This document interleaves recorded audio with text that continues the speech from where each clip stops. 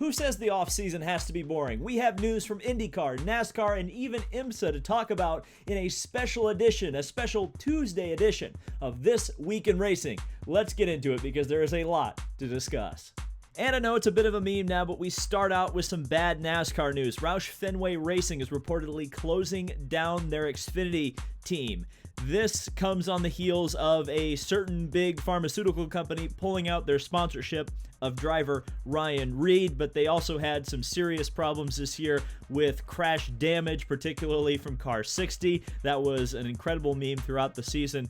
But Roush Fenway Racing is really one of the stalwart teams of Xfinity Series racing, and it's very worrying to see this team close its doors. Now, certainly, Roush Racing has not really been a front-running team in either the Xfinity Series or the Cup Series in recent years, but that being said, again, they're almost like even though Penske is in Xfinity, they're like the Penske to a certain extent of the Xfinity Series. They've been such longtime supporters, it's really going to be a shame to see them go away. And what's even more incredible about this is the fact that Roush Fenway Racing won the championship, about 2 or 3 years ago. So the fact that a championship team, once again, we're talking about this in NASCAR, a championship team closing its doors. And we've got some major IMSA news as it broke this week that McLaren will be coming to the WeatherTech Sports Car Championship with the team that runs some of their cars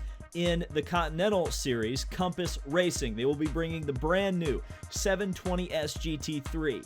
And you just have to describe this car as absolutely stunningly beautiful. I mean, it has a lot of the elements of the McLaren Senna road car, and it is just a lovely, lovely looking beast. It's definitely going to be a great addition to the IMSA grid, and it's certainly going to add an extra element to IMSA racing, because IMSA really, even though there's a lot of manufacturers, it's certainly been kind of hurting for new blood to enter. McLaren hasn't been associated with the WeatherTech or anything equivalent to the WeatherTech Sports Car Championship since about 1997 when they were in GT1. So seeing them take a step up to this high of a level of sports car racing is very promising, and certainly Zach Brown and the gang over at McLaren has been talking about moving into prototype racing as well, whether that be the new hypercar formula over in the World Endurance Championship or a DPI, that remains to be seen. But if this GT3 car is anything to go off of,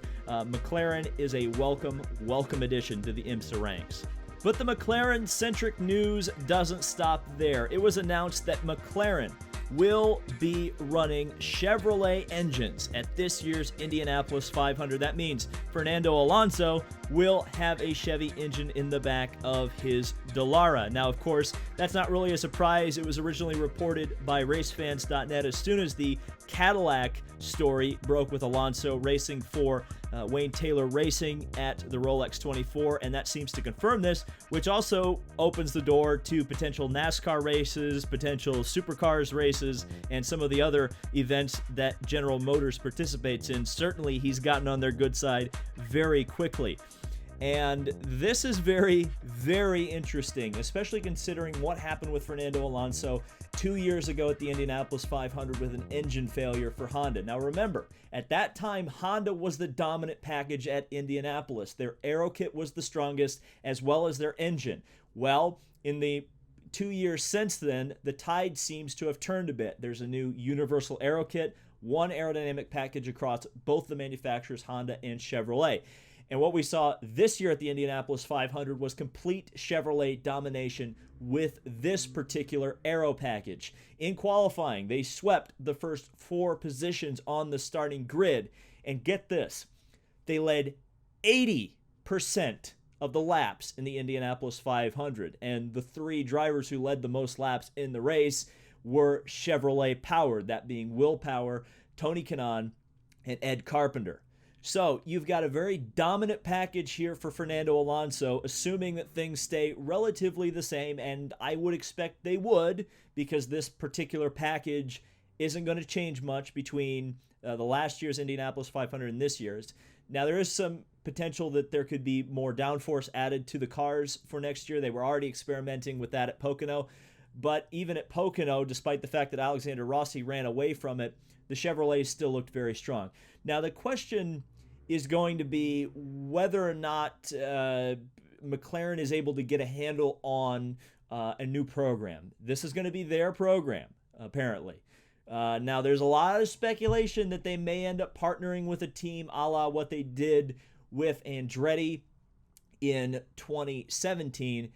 But even if they get their shocks and dampers from, say, Ed Carpenter Racing, it seems like there's going to be a lot more, for lack of a better term, creative control coming from the English side of the pond, or maybe the Bahrain side of the pond, considering who owns the team now. A lot more of that control is going to be at the hands of McLaren rather than just kind of passing Alonso and some engineers over to Andretti and saying, here, run the car for us. So getting a handle on this is going to really, I think, require the second driver to be solid. And I've looked at it, I've thought about it, and even more so now that we have confirmation of Chevrolet, I think the second driver is going to be J.R. Hildebrand. Now, obviously, he had been seen at the United States Grand Prix hanging out in the McLaren garage. He's been testing. He's a test driver for McLaren on the road car side of things. I think he helped develop the McLaren Senna, which we talked about earlier. So Hildebrand's definitely in there. He's been a Chevy guy at Indianapolis, I think, virtually his entire career. I think every time he's been at Indianapolis, he's run a Chevrolet, and he's had very limited outings in Honda-powered Indy cars. So Hildebrand has a really good feeling, a really good base knowledge of the package that they are going to have. Of course, he did run a Chevrolet power car last year with Dreyer and Reinbold Racing. And I'm not going outside of the lines here and saying, well, Dreyer and Reinbold is probably not going to have a second car next year. It very well could be that J.R. Hildebrand could stay at that team. But I think looking at where everything's going, I think Hildebrand's the guy. I think he's going to be the guy they would look for. I think he's the guy they should hire. And we have to also look at this from the perspective of Hildebrand's a real smart guy. Like I said, he's college educated. He's an adjunct professor. He knows what he's talking about when it comes to engineering. That's his major. So you have a guy with a true engineering background and education on top of that. It's not just learned skills through racing, which obviously those skills can be incredibly valuable. There's a lot of test drivers who never went to college, I should say. But for a brand new team, I think Hildebrand's the perfect choice, and as well as pairing him with Fernando Alonso. And the other thing is that Hildebrand is not a bad driver at Indianapolis. I know everybody defines him by the mistake at the end of 2011, but if you look past that and look at his results and look at where he has run in the equipment that he's had, it's been exceptional, in my opinion anyway. So this could be very interesting. And certainly, again, we have Fernando Alonso going into the Indianapolis 500 with what we would probably consider to be the dominant package. The Chevrolet engines don't seem to have the reliability problems of the Hondas. Though, that being said, last year's Indianapolis 500, there was one failure, and it was a Chevrolet. It was Kyle Kaiser's car for Juncos Racing. Juncos Racing was in their second year, their first full season. So could there be some reason that a new team bug may strike McLaren? Certainly that's possible. But looking at it from all angles, things are starting to look very good, at least early on here, for that McLaren program. And our final story, a pretty major and significant one on the NASCAR side of things. Kurt Busch has finally confirmed that he is headed over to Chip Ganassi Racing, taking over the full-time duties in the number one car that was vacated by Jamie McMurray at the end of this season. He's going to be sponsored by Monster Energy, though McDonald's and Cessna are staying on with the team. More than likely, they're going to head over and sponsor Kyle Larson for the majority of the season. Kurt Busch, of course, is a very skilled driver, and he's going to be one that I think a lot of people are write off too easily.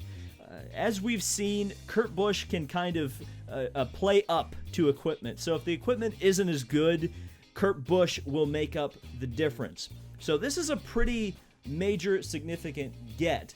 And what's interesting about this is that Kurt Busch is only signed at the moment for just the 2019 season. Now, he's not ruling out the possibility of going into 2020 and beyond with the team, but this seems like a very short-term contract, which makes a lot of sense for a lot of reasons. One of those reasons we're going to get into a little bit later, but something we need to talk about, obviously, is the fact that Ganassi is very invested right now in Roush Chastain. So much so that they've decided to say the Cup leeches can wait. We're going to put in Roush Chastain for a full season of Xfinity racing.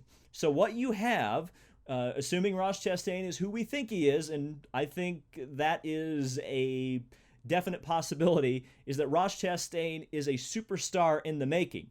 And by the way, you could also describe Kyle Larson as a superstar in the making, if not already a superstar in NASCAR.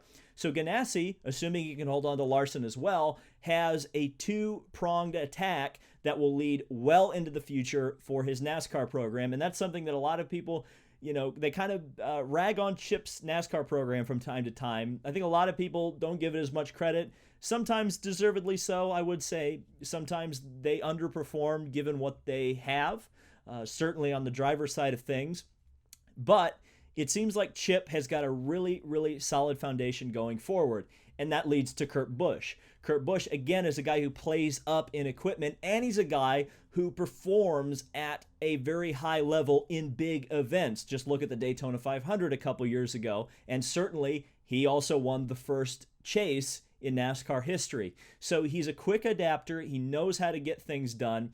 I think it's a great hire. I think everything really is working out well for Ganassi. And by the way, Jamie McMurray, we knew this already. He's running the Daytona 500 in car number 40, and it's potential that he could run a few more of the big events later on down the line. I hope to see that, by the way. I think NASCAR always needs more competitive cars, and it'd be kind of fun to have Jamie McMurray in there as a wild card from time to time. But McMurray is not out at Ganassi. A lot of people kind of think that. He's actually kind of taking that role that Dario Franchitti kind of plays on the IndyCar side of things as kind of being a consultant. We also got to talk about the dominoes in NASCAR's silly season. This is kind of one of the last dominoes to fall from the Furniture Row situation. So we had Martin Truex Jr. And Cole Pearn out at Furniture Row. They went and took the 19 car away from Daniel Suarez. Daniel Suarez out in the street. Then Stewart-Haas Racing got rid of Kurt Busch for whatever reason. It seems like funding may have been the thing, and that's where Daniel Suarez comes in. Daniel Suarez is expected to be announced in the 41 car for Stewart-Haas Racing very shortly. Think of that what you will. A lot of people, I think the people who like Suarez, and I'm not saying either of these people are wrong, by the way, the people who like Suarez say he got the short end of the stick at Gibbs, he got the worst equipment, he got the worst crews, he got the worst strategy, he got all the worst things, and really didn't have an opportunity to show what he did in Xfinity. The people who don't like Daniel Suarez will say he's a bust, he's a one-hit wonder, he's not the kind of guy who is a race winner, and certainly not a regular championship contender. He won in the Xfinity Series, against somewhat diluted competition. I think he even beat Chase Elliott, but Chase Elliott had already had his championship at that point, and he was already headed to Hendrick. So you could say, what was the advantage of doing that or performing at a high level? Who knows? That being said, let's talk about the thing that I think a lot of people want me to speculate about, and that's the potential of Kurt Busch to run the Indianapolis 500 for Ganassi Racing. I think, judging by what has been said by Chip and by Kurt and by Monster Energy, that this is going to happen. Now, Monster Energy themselves say they have not been approached. They did sponsor a car last year at the Indianapolis 500.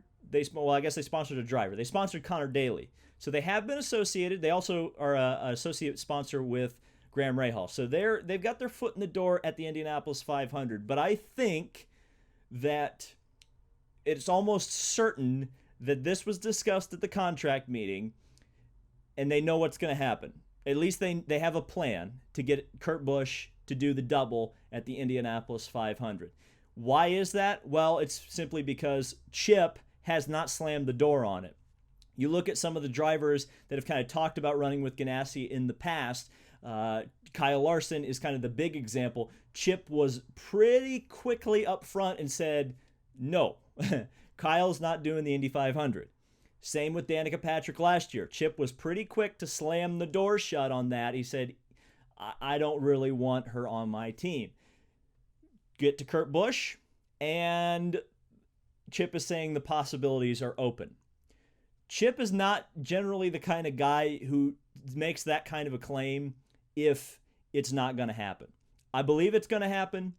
I think we're going to see the Monster Double or whatever it's going to be called. I think Monster Energy is going to sponsor it. I think it's going to be car number 1 because Scott Dixon earned them that right to run that car number. So I think all the pieces are falling into line for Kurt Busch to make his second Indianapolis 500 start. And I think that was something that they negotiated into the contract. And because it's a short-term contract, Chip is not really concerned if Kurt goes out there and hurts himself because he'll just put Jamie McMurray back in.